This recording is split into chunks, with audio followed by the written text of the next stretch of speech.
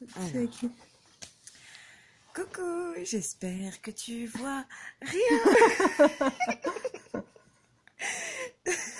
Oh mon dieu, c'est une blague. Tu vois rien du tout et c'est normal.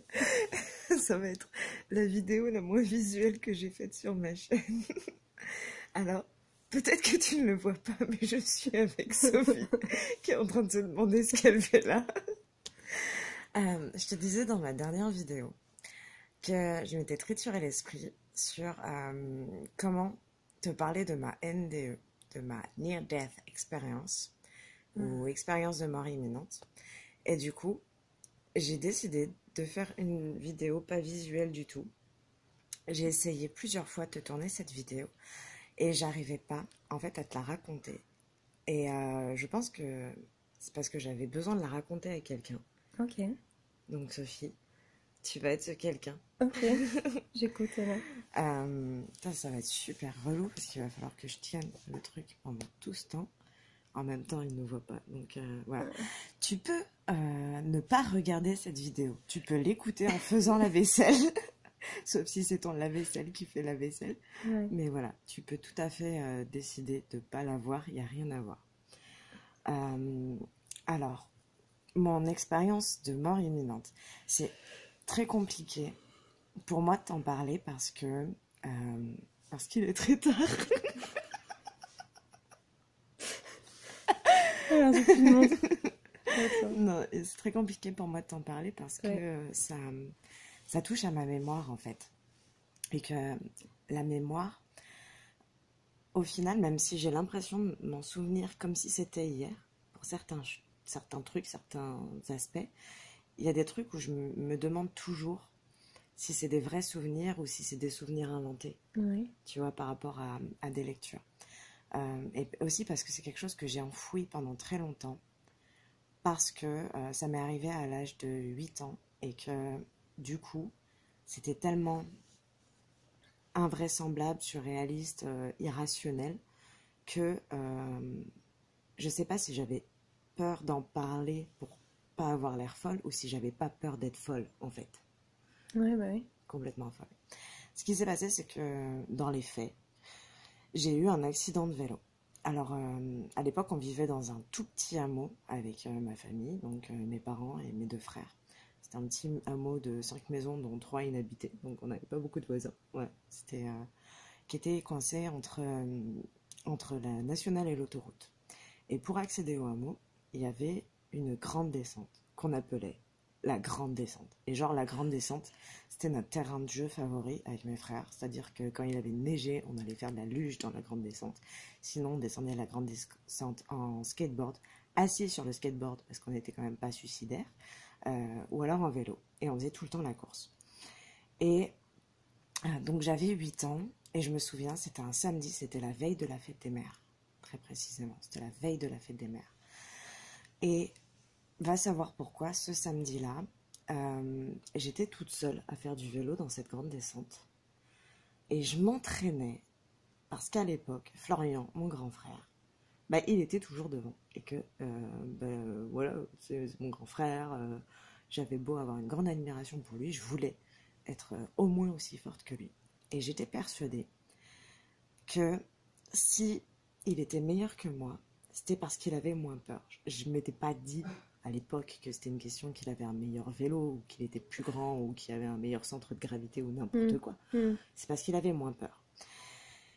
Et donc, pour avoir moins peur, j'ai toujours menti sur les raisons de cet accident. J'ai toujours menti sur les raisons de cet accident. J'ai toujours dit que c'était parce que, comme il y avait une carrière de cailloux au-dessus, quand les camions ils prenaient le virage, ça faisait tomber des pierres et du coup que j'avais une pierre qui m'avait fait virer du chemin et qui m'avait fait avoir cet accident. Et en fait, la vérité, c'est que pour avoir moins peur, ce jour-là, j'ai décidé de faire cette grande descente, les yeux fermés. Je sais pas pourquoi je m'y attendais. Ma mère, quand elle va voir cette vidéo, elle va faire une espèce de « Oh mon Dieu, mais quelle est conne !» Ouais. Et en fait, j'ai essayé 3, 4, 5 fois de faire cette grande descente les yeux fermés. Évidemment, j'ai pas réussi, j'ouvrais toujours les yeux. Et en contrebas, donc il y avait la grande descente, et en contrebas, 5 mètres plus bas, il y avait un champ, donc sur le côté, où il y avait à l'époque des chèvres, je crois, ou des chevaux. Et il y avait une baignoire qui leur servait d'abreuvoir. Et ce qui s'est passé, c'est qu'au bout de la 6e fois, où là j'étais vraiment décidée à pas ouvrir les yeux avant d'arriver en bas, Sans les yeux. en fait, j'ai ouvert les yeux au moment où mes roues n'ont plus touché le sol. Ouais. Parce que je me précipitais dans le champ. Et en fait, au moment où j'ai ouvert les yeux, c'était comme si le temps s'était arrêté. J'étais suspendue en l'air sur mon vélo. Et le temps était arrêté, complètement. C'est-à-dire que je me suis retrouvée comme une conne, bloquée en l'air. Et j'ai lu plus tard, parce qu'à l'époque, j'avais jamais lu sur les expériences de mort imminente. À 8 ans, tu lis pas là-dessus. J'ai lu plus tard que les gens, ils voient leur vie défiler devant leurs yeux. Et en fait, moi, j'ai pas vu. Il raconte ça. J'ai lu Enquête sur l'existence des anges gardiens de Pierre Jovanovic, qui recense énormément d'expériences de mort imminente. Et beaucoup racontent le fait d'avoir revécu leur vie et d'avoir revécu les conséquences de leurs actes, etc. Moi, j'en ai pas un souvenir aussi précis. Dans mon souvenir, suspendu sur mon vélo, il y avait le ciel qui était tout blanc, un peu couvert, et je voyais des images de mon enfance, donc avant mes 8 ans, dans le ciel, en fait, comme si c'était projeté avec un vieux vidéoprojecteur ou j'en sais rien. Et j'ai quelques images qui sont restées. J'ai un souvenir qui m'est revenu de moi bébé dans les bras de ma mère, et en fait, je vois au-dessus de moi le visage de ma mère. Je vois, elle avait les cheveux bouclés et blond doré, et je vois ses boucles et je vois son sourire. Et j'ai encore, voilà, cette sensation. Enfin, c'est ma mère, je l'aime, c'est la femme la plus belle du monde, et ce sourire magnifique. Et j'ai encore son odeur. Et ce qui est dingue, c'est que ce souvenir, je m'en souviens pas de quand j'étais bébé, mais je m'en souviens de quand je l'ai revu dans le ciel. Tu vois. Et je l'ai enfoui pendant très longtemps, et il m'est revenu quand moi-même j'étais penchée au-dessus de ma fille. Et où je me suis revue à sa place. Et je me suis dit, putain, j'ai vécu ça. J'ai vécu ça, mais je m'en souviens pas de quand je l'ai vécu, je m'en souviens de quand je l'ai revu. J'ai un autre souvenir aussi qui était dans le ciel. Il y avait ma mère qui était en train de faire des crêpes. Je me souviens de cette cuisine qui était toute petite et très sombre. Il y avait du carrelage marron. C'était complètement débile, hein. Tu fais pas du carrelage marron. Elle était toute petite, il y avait une toute petite fenêtre. Et il y avait juste la lumière de la hotte, en fait, quelque part. Ma mère était en train de faire des crêpes et moi je regardais au-dessus comment on faisait, et j'avais mon petit frère à côté de moi qui était sur un marchepied pour regarder comment on faisait les crêpes. Et il y avait mon grand frère qui était dans l'escalier, dans le coin de la pièce, et ma mère était en train de le pourrir. Je sais pas quelle connerie elle avait fait, mais elle était en train de le pourrir comme pas deux. Et lui, il en avait rien à cirer, il attendait juste le monde dans ta chambre, tu vois. Et j'ai ce souvenir-là. Ça, je l'ai vu aussi à ce moment-là dans le ciel. Et c'est les deux souvenirs principaux qui me sont restés. Mais je sais que j'ai vu comme ça des choses. Et après, c'est devenu à la fois tout noir et tout blanc. En fait, je me suis retrouvée dans une espèce d'état. C'est-à-dire qu'il n'y avait plus rien. J'étais plus sur mon vélo dans le ciel avec le champ en dessous.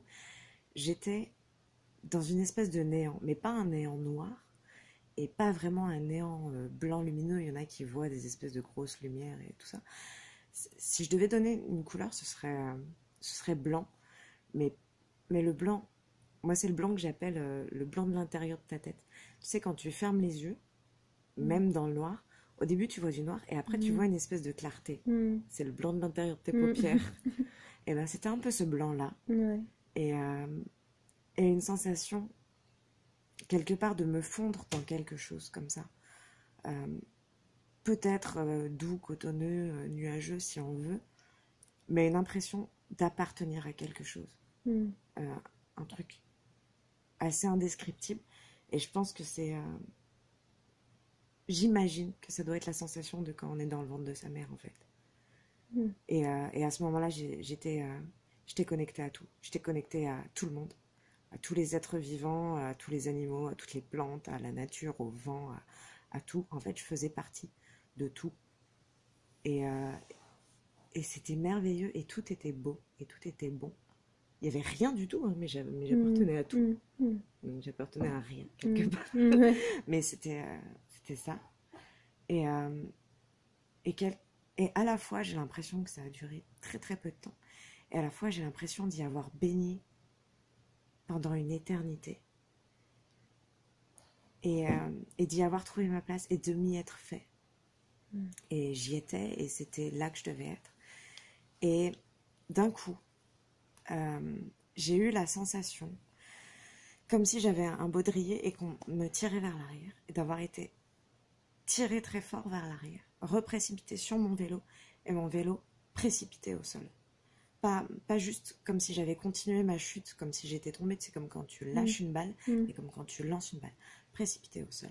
Et en fait, normalement, j'ai vu que je devais mourir parce que j'aurais dû, euh, en tout cas dans mon champ de vision, j'aurais dû m'éclater la tête sur cette putain de baignoire qui servait d'abreuvoir. Mm.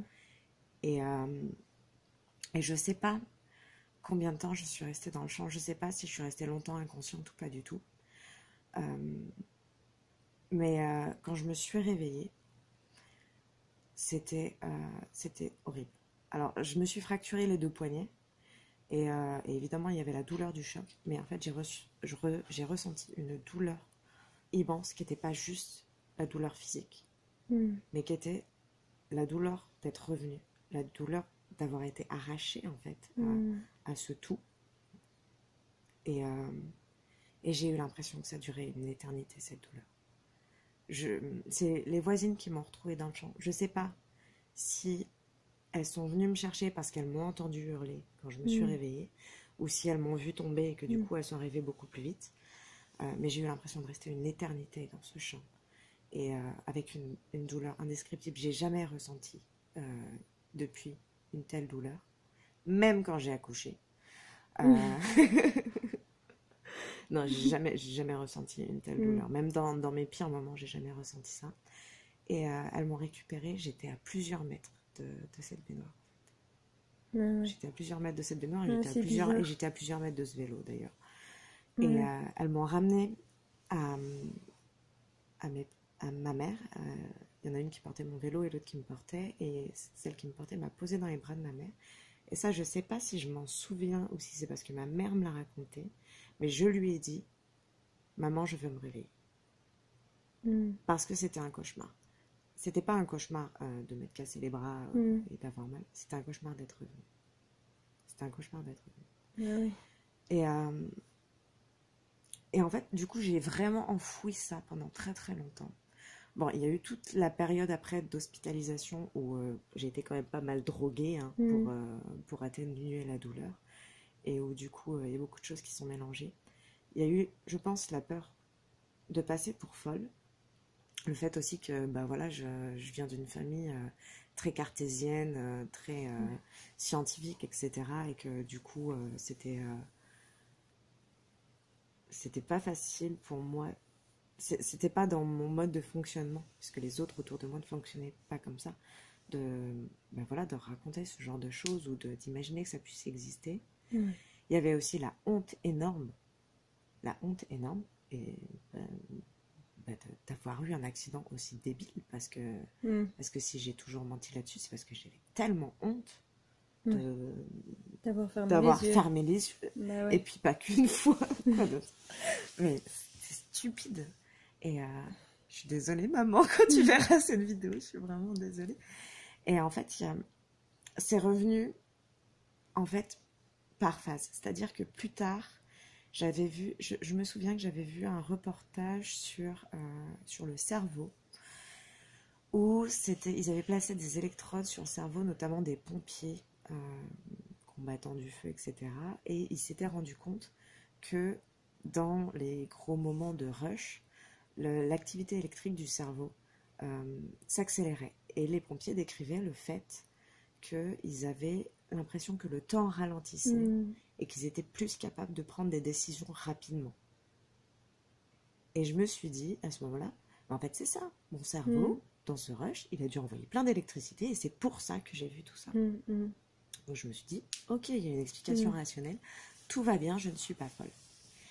Et du coup, c'est remonté en partie quand j'ai eu Joline dans les bras et que j'ai revu le visage de ma mère. Et où, du coup, je me suis dit, je me souviens pas de ça de quand j'étais bébé.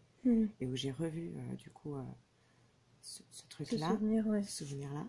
Et après, à la lecture donc d'enquête sur l'existence des anges gardiens, qui recense des dizaines d'expériences donc de mort imminente, et où à chaque témoignage, je me disais, mais c'est pas possible, parce que, enfin, je veux dire, c'est des personnes de tous âges et de toute nationalité, et enfin voilà, qui racontent des choses extrêmement similaires, et tout ce qu'ils racontaient, je me disais, pas j'ai vécu ça, parce que je l'ai pas vécu exactement de la même façon. Il y en a qui ont vu leur ange, ou qui ont entendu leur ange, ou qui ont parlé avec des gens. Bon, il y avait personne, hein. C'était un néant, pas noir et enfin je sais pas, mais quelque chose, un néant positif, on va dire, un néant heureux.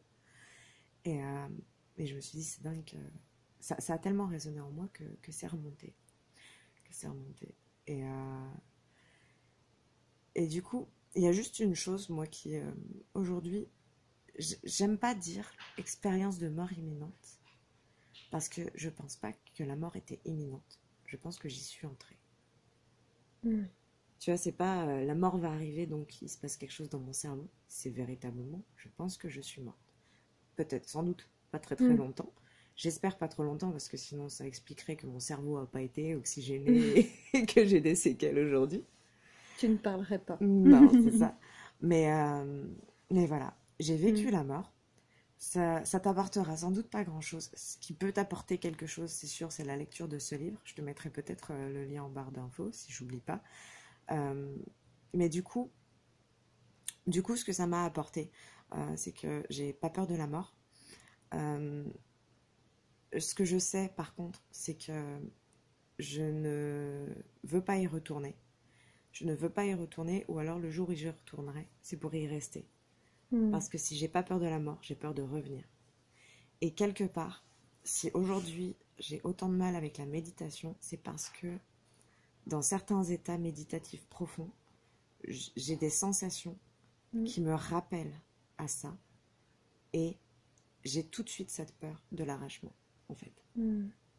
Et c'est pour ça que j'arrive pas à méditer. Et j'ai mis très très longtemps avant de mettre le doigt dessus. J'arrivais pas à savoir pourquoi j'arrivais pas à méditer. J'ai trouvé ça... c'est intéressant. Il y a pas si longtemps que ça, c'était en septembre dernier. C'était chez Zarina, quand je suis allée au pique-nique zéro déchet à Paris. On a parlé beaucoup de méditation. Et la façon dont elle me parlait de la méditation, elle en parlait en disant que c'était quelque chose de merveilleux, etc. Et moi, ça m'a fait flipper un max. Et j'ai compris à ce moment-là que c'était pour ça que j'arrive pas à méditer. Mais il y a beaucoup de gens qui n'arrivent pas à méditer justement parce que cette sensation est... En fait, elle est très étrange. Elle est vraiment très étrange. La sensation de faire partie du tout, et toi tu expliques ce néant positif, mais le tout... Oui, ou le tout, c'est ça, c'est la sensation de faire partie du tout, et du coup d'être intégré à ce néant positif, ou à être vraiment à l'intérieur de ça. Mais c'est quelque chose une réelle sensation. C'est une sensation, mais sensation qui est merveilleuse. Qui est merveilleuse. Mais dans toute notre sensorialité, aussi bien physique que dans notre âme. Et c'est quelque chose d'incroyable. Et que les personnes qui l'expérimentent, de toute façon, c'est assez indescriptible. C'est très difficile d'y mettre des mots.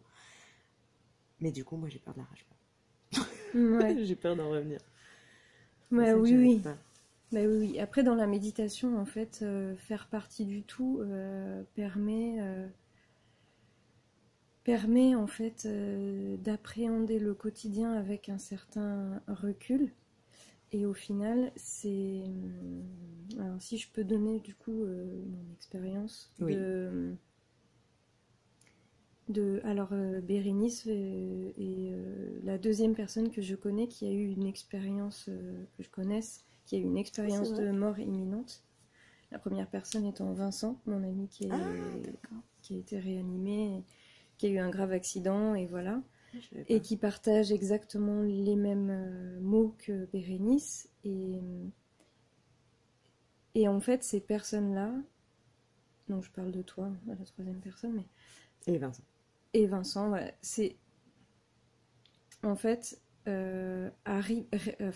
appréhende le monde avec une certaine lucidité. Et c'est en ça, en fait, que du coup, ça amène chez toi quelque chose de différent. Il y a vraiment ça. Après, moi, je sais pas. J'avais 8 ans et je l'ai enfoui beaucoup. Bah oui. Par contre, je sais que la survenue de la mort ensuite dans ma vie, parce que j'ai frôlé plusieurs fois la mort par la suite, a à chaque fois amené un certain réveil. C'est-à-dire que, comme j'ai fait des allergies à l'iode, j'ai fait 4 fois des œdèmes de Coinck. Donc l'œdème de Coinck, je ne sais pas si tu connais, en gros, tu as tout le visage, les paupières, etc. qui gonflent, tu ressembles à un alien, mais le problème, c'est que tu as aussi les voies respiratoires qui sont tellement gonflées que tu ne peux plus respirer. Donc normalement, il faut faire une trachéotomie. Et donc, la première fois que ça m'est arrivé, on était vraiment dans la merde parce que ma mère était à 2 doigts de me faire une trachéo avec un stylo bic quand même. Et un opinel. C'est hyper flippant. Et en fait, comme je m'étouffais, je me sentais partir, je me sentais mourir. Ouais. Et ça m'est arrivé 4 fois. Et bon, ça s'est toujours réglé avec des corticoïdes et beaucoup de chance. Mais à chaque fois, après, j'ai eu des changements de vie assez radicaux. Du jour au lendemain, de me couper de personnes qui étaient néfastes, de changer mes comportements qui étaient devenus néfastes aussi, ce genre de choses. Et à chaque fois que la mort s'est présentée à nouveau, ma mort ou d'ailleurs la mort d'autres, quand j'ai perdu mes grands-parents l'un après l'autre, ça m'a fait la même chose. J'ai fait... C'était comme un rappel, en fait, de la préciosité de la vie. Ouais, mais ça t'oblige à aller à l'essentiel, en fait. Mais c'est ça. Voilà. Et c'est l'intérêt également de la méditation, c'est d'aller à l'essentiel. Sans crever. Oui, c'est mieux. Voilà. Sinon, pour le coup, tu fais partie du tout d'un coup. Tu fais du tout d'un coup. Très bien. J'espère que cette vidéo audio ouais. t'aura apporté quelque chose. Et je t'embrasse très fort. Et je vais profiter que Sophie est là pour qu'on fasse des vraies vidéos, genre habillée et coiffée et pas en pyjama dans le noir. Merci Bérénice pour ce cadeau merveilleux. Bonne année. Et on se retrouve tout bientôt. On te fait des gros bisous. Bisous, bisous, bisous, bisous.